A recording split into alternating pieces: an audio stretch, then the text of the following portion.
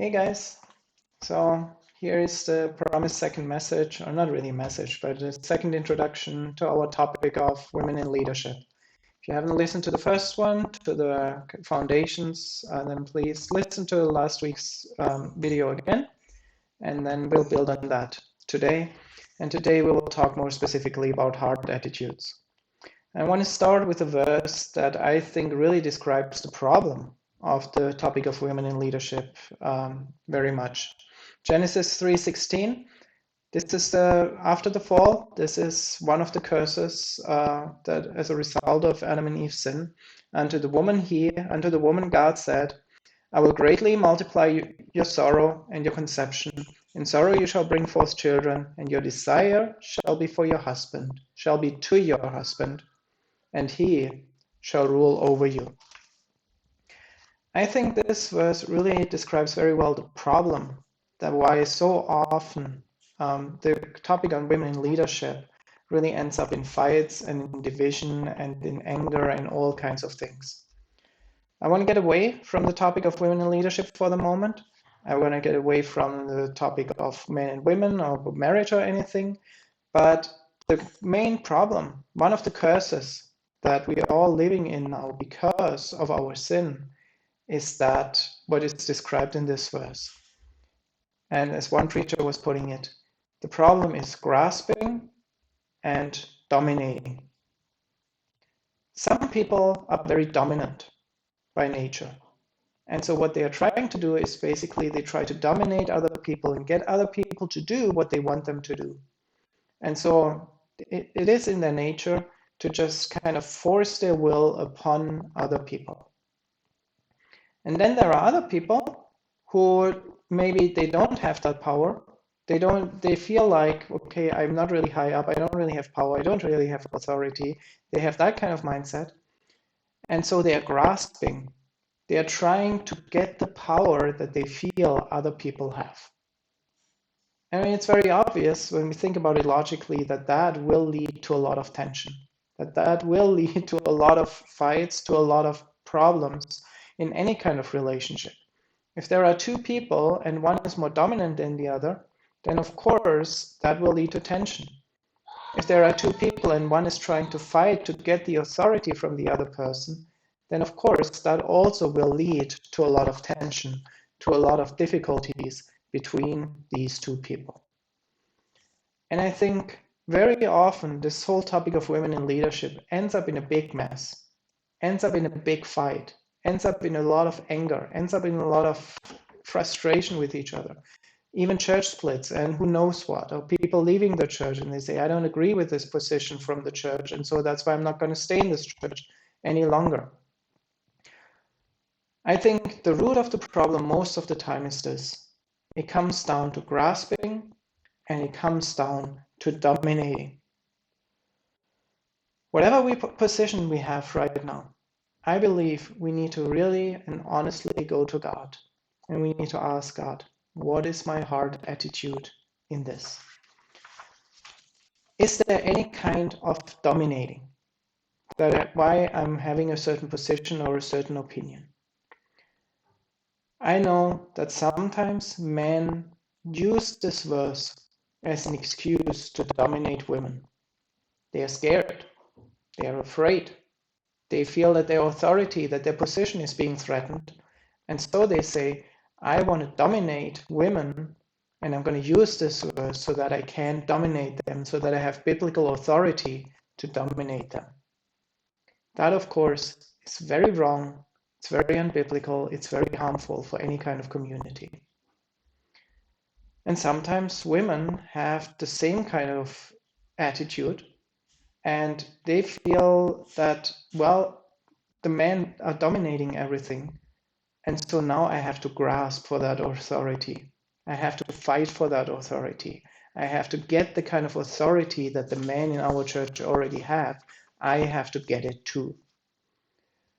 And of course, it can also be there can also be other forms of grasping. There can also be other forms of dominating. And so I'm not just limiting it and say all men are like this or all women are like this. But what I've seen very often when it came to this topic was that men and women were fighting because men tried to dominate women and because women tried to grasp for the power that the men already had.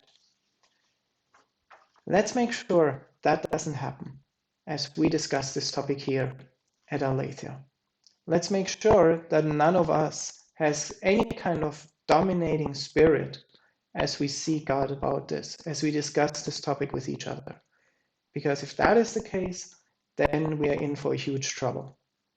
And at the same time, if we feel like we are grasping for power, grasping for authority, grasping for a position, then I think we can also get in a lot of trouble if that is the attitude with which we are going into these discussions. So I want to encourage all of us that we simply go to God and ask God to show us our hearts. Why do I believe what I believe about this topic of women in leadership? Wherever we stand. Is it about me? I think if we go into this discussion with any form of me, with anything of I want this, with any form of I feel like this, with any kind of I want to dominate or I want to grasp or I want this, then we are in for big trouble. Then we will have a lot of fights, then we will have a lot of misunderstandings. And then, especially if we have two people like that, one from this position, one from that position, who go into this discussion with these kind of selfish motives, then two people is enough. And the whole church will be in a big mess. So I want to encourage all of us to really go to God and to ask God, what is in my heart about this topic? What is there anything worldly that is influencing my position, my opinion? Is there anything, maybe a past hurt, a past wound or something? Maybe from typically male position, but could be both. Do men feel threatened by women, and that's why we want to suppress the power of women and say, I don't want women in leadership because I'm scared of women, or something like this.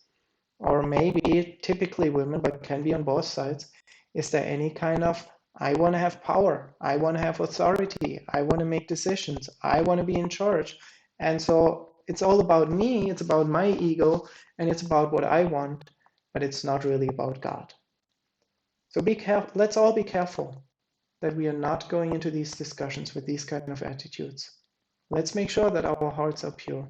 Let's make sure that we really go to God, go into these biblical passages with an open heart and simply say, God, not my will, but your will. God, you speak to me. God, you help me. God, you reveal to me what your word is truly saying.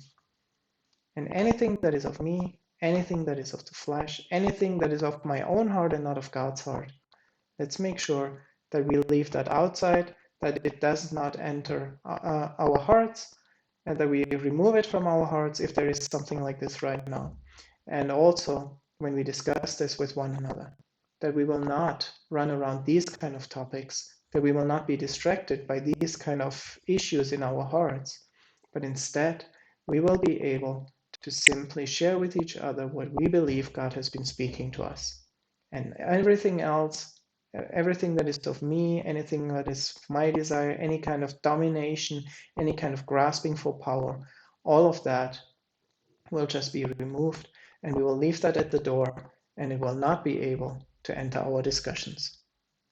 Psalm 139, very famous psalm, verses 23 and 24 says this: Search me, O God, and know my heart. Try me and know my thoughts, and see if there be any wicked way in me, and lead me in the way everlasting. So let's make sure that all of us go to God first, allow God to speak to us about our hearts before we get into the actual topic, before we get into the actual discussions.